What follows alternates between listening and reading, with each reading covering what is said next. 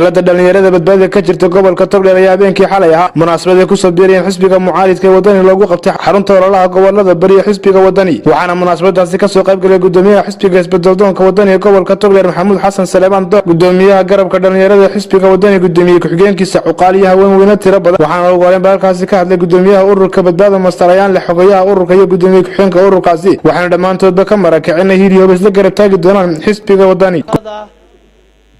aduu xisbiga wadani ee ka soo qayb galay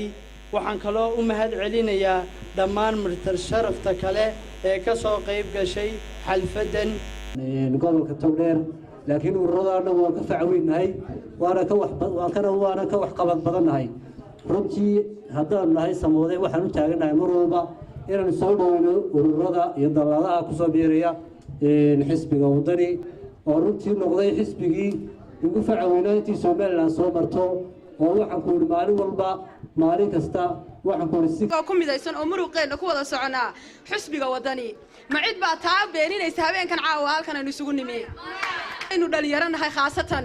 wuxuu inoo ballan qaaday madaxweynaha sharafta iyo maalintu kursiga korayay inuu dhalinyarada kor u qaado laakiin waxaan u arkaa dhalinyaradu inay hoos tagtay oo waalidkii waaweyn kor loo qaaday gudoomiyaha garabka dhalinyarada xisbiga wadani ee gobolka Togdheer Cuqaaliyaha weyn ayaa iyaguna halkaasi ka hadlay waa ogtihiino dalka jamhuuriyadda Soomaaliland maanta sida la sheegay burco waxa jooga xukuumadii oo dhan baa joogta xogaa lacag bay sidaano ay doonayaan dadka inay yiraahdaan kaararkii wax naga iibsada waa bal iyaga waxaynu weydiinaynaa horta tan sidaan iska hayo lacagtii milyan iska haya abaaraha urursan arigu meeday marka hore waxaynu ilaalinaynaa nabadda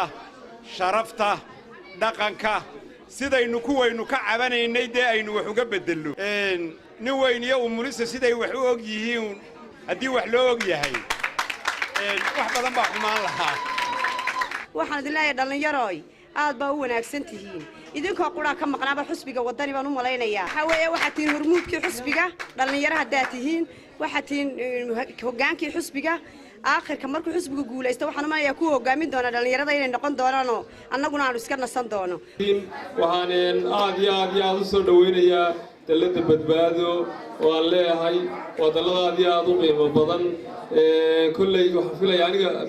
muhiimad gaar ah way tahay intaas oo dhalinyaro way soo hor fadhida xisbiga wadani waxay cadeynaysaa inuu yahay xisbiga maanta dhalinyaradii gacanta ku haya gabagabadii waxa hadalka soo afmaray gudoomiyaha xisbiga wadani ee gobolka Togdheer Maxamuud Xasan Saleeman Doob waxaan idin kula dardaarmayaa horta marka hore inaynu nabadgelyada ilaalino nabadgelyada dambe inay ugu wada jirtaa buuq iyo rabshad bay doonayaan inay bilaabaan qolada inaga horjeeda waxay doonayaan inay isu soo baxyadeena quruxda badan leh inay carqaladeeyaan inagu laakiin waa inaynu ka digtoonaana inaynu buuq iyo qaylo gelino ciidamada amniga aynu la shaqeynayna gacan baynu siinaynaa xafladaheena aynu ilaashanaynaa goobaha guryaheena aynu deganahay aynu xafladaha ku qabsanayno aynu buuqa ka ilaalinaynaa sida runtii dhalinyaradu way agaasiman tahay way sabaabushay xisbiga wadani inay codka siisay diyaar u tahay taasina waxa weeye waa kalsooni dheeraada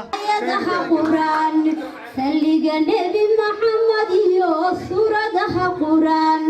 alla sahalo amur taga samokayel hadiyel sidan ka galabsadiyo sabtahay gu qabi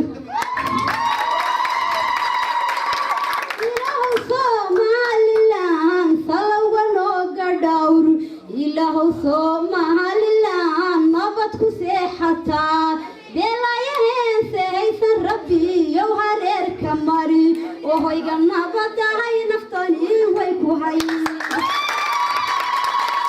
intii gunaanadkii waxa shaala sharfi lagu gudoonsiyay munaasabadaasi madaxda xisbiga wadani ee gobolka Togdheer Axmed Saamax Xaadaan Axmed Diguro muqbaaya telefishinka caalamiga Soomaaliya News TV Boorco